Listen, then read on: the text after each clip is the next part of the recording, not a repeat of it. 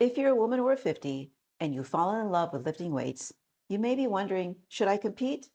Maybe I should do bodybuilding, powerlifting, or high rocks, or CrossFit, or maybe even weightlifting. The problem is that they're all different, and the best one for your friend may not necessarily be the best one for you. I've competed in more than one of these sports, and in this video, I'm going to tell you which one I'd recommend and which ones I probably wouldn't. By the end of this video, you'll know which sport fits your personality, your goals, your body, and you may even discover one you hadn't considered before. I started bodybuilding back in 2014, and then I earned my professional status as a natural bodybuilder in 2017. Around that same time, I got my personal training certification and I started coaching women. But after competing after 8 years in bodybuilding, I got burnt out. And that's when I discovered powerlifting. And then 4 years later, I've broken the world record in the deadlift. I've broken the world record in the bench press. And people have been asking me, which sport do you think is the hardest? Or which sport do you like better? So let's begin with a sport that started all for me, bodybuilding. So bodybuilding is all about building the best physique possible. You're judged on muscularity, symmetry, and presentation. And unlike most strength sports, your appearance, not your performance, is what wins. And to reach that level, especially in certain divisions, you're dieting down to reach extremely low body fat. That process is extremely demanding. But what surprised me most is how much it affected my life. I remember staying home to train for nationals while my family went on vacation to Chicago. I couldn't risk the interruption to my training with nationals being so close. Now, do other bodybuilder competitors go on vacation with their families in the middle of contest prep? Sure, a lot of them do, but you normally don't see the professionals doing that. So that's when I realized that bodybuilding wasn't just changing my body, it was affecting my life. The good news is that bodybuilding has changed dramatically. Years ago, women thought they had to look like bodybuilders in order to compete. Today, there are 7 divisions, from fit model to bikini to wellness, women's figure, women's physique, and then women's bodybuilding. From the smallest amount of muscularity all the way to the greatest, which means almost every body type has a division where it can be competitive. So eventually, I realized that I love lifting heavy weights. I just did not enjoy the dieting, and I was just tired of it. And that's what led me to powerlifting. Powerlifting, on the other hand, focuses on strength in the 3 lifts: the squat, the bench press, and the deadlift. You don't worry about aesthetics or how you look or how much you weigh. It's all about if you can lift the weight. So the training focuses on getting stronger in each of the 3 lifts by adjusting your form and creating the best leverage according to your body mechanics. As for dieting, the main focus is to be fueled enough for your training in the gym and for performance at the powerlifting meets. So you can't afford to be in a caloric deficit when you're trying to get stronger. Now, there are instances when you hear of competitors trying to diet down so that they can compete in a lighter weight class. But here's the thing, when you're first starting out, that should be the last thing you should worry about, trying to meet a lighter weight class. You should just focus on getting strong in your current weight class, because the last thing you want to do is lose any strength.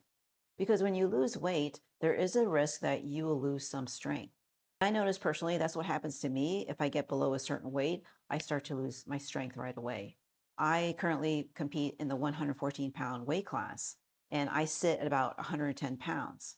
Now, my coach, in an effort to fill out my weight class, has encouraged me to gain weight.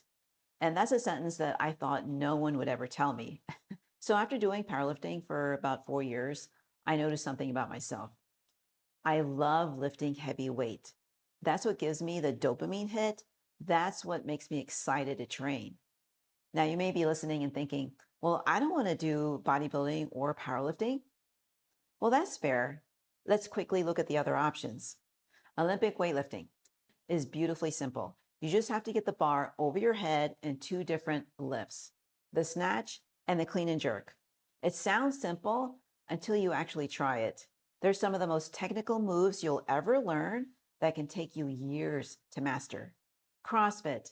CrossFit is like a box of chocolates. You never know what you're going to get. Every workout is different.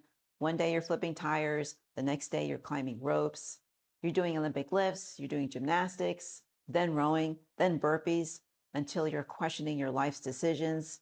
But that's exactly why some people love it. If you get bored easily, it may be your perfect sport. But because it combines so many technical movements with high intensity, it also has a steeper learning curve than bodybuilding or powerlifting. High rocks. High rocks is almost the opposite of CrossFit. The workouts are predictable. Every race is the same. So instead of wondering what today's workout is, you're just trying to do the workout that you know faster. It favors conditioning and endurance over technical skill. Think of it as a marathon for gym lovers. Now, let's talk about the question many women over 50 have on their minds. Which sport is the safest? One thing that surprised me when I looked at the research is that bodybuilding and powerlifting have one of the lowest injury rates compared to the other strength sports. Now, that doesn't mean that injuries don't happen. They absolutely do. But the numbers aren't nearly as scary as some people assume. As a coach, I've had quite a few women approach me after doing CrossFit. Their goal wasn't simply to win CrossFit competitions. Their goal was to get lean, sculpted, and defined. They wanted to build muscle and feel confident in their bodies. Yet many of them were frustrated when they didn't see the physical changes that they wanted, and several had developed back pain and joint injuries. If you're a woman in your 50s going through perimenopause, just be aware that the integrity of your joints aren't the same as when they were when you were in your 20s. And that's because the drop in your hormonal profile during perimenopause, the progesterone and the estrogen, affects not only hot flashes, but also your joints. It affects your connective tissue, your ability to recover. And at the exact same time, you're losing muscle and bone at an accelerated rate. And that's why strength training becomes one of the most important investments you can make. Okay, so which strength sport is best for women? Here are my recommendations. All right, so my recommendation for women 50 and over, the top two I would recommend are bodybuilding and powerlifting. I give them 5 out of 5 stars. Olympic weightlifting, I give 3 out of 5. CrossFit, 2 out of 5. There should be another star here. And high rocks, 1 out of 5. Remember, this isn't a ranking of which sport is the most fun or which athletics are the toughest. It's based on the one question. If a woman over 50 wants to build muscle, stay strong, and age well, which sport gives her the best return? So I'm going to go over two sports, bodybuilding and powerlifting. First, bodybuilding. Bodybuilding is right for you if, number one, you are already doing strength training to some degree. So that's one qualification I would have if you're considering this sport. Number two, you're fairly disciplined with nutrition. Number three, you are fairly lean. So if you are naturally lean, like myself, you're going to see results quicker than someone who has a lot more body fat. Now, that's not to say that women that have a higher body fat percentage should not go into bodybuilding. It's just going to take you a little bit more time. And that's why, number four, you are patient. You need to be a patient person when you're entering into bodybuilding. And number five, you love chasing aesthetics. I mean, you love the thought that your body is a living sculpture. Powerlifting. Powerlifting is right for you if, number one, same kind of qualification as bodybuilding. You already do some strength training and you love lifting heavy. Number two, you love measurable progress. You love to see how strong you're getting in all your lifts. Number three, you'd rather focus on performance than having abs. So having a six pack is not a priority for you. Number four, you're naturally more muscular or curvier. So for a woman who is a lot larger in scale as far as their bodies are more voluptuous, you have a little bit more body fat, this would be a great sport for you to enter. And number five, moving heavy weights is therapy for you. I know in some days lifting heavy is just the right therapy I need to lift me out of my depression dumps. As far as difficulty, neither one is easy. Bodybuilding demands relentless discipline. Powerlifting demands relentless intensity. So you want to choose the challenge that excites you the most. So here's what I've learned after spending more than a decade in strength sports. Bodybuilding taught me discipline, and powerlifting taught me confidence. Both of the sports changed my life. Both taught me that I am capable of more than I could ever imagine. And if a woman over 50 asked me which strength sport I would recommend, my answer would always be one of those two. Why?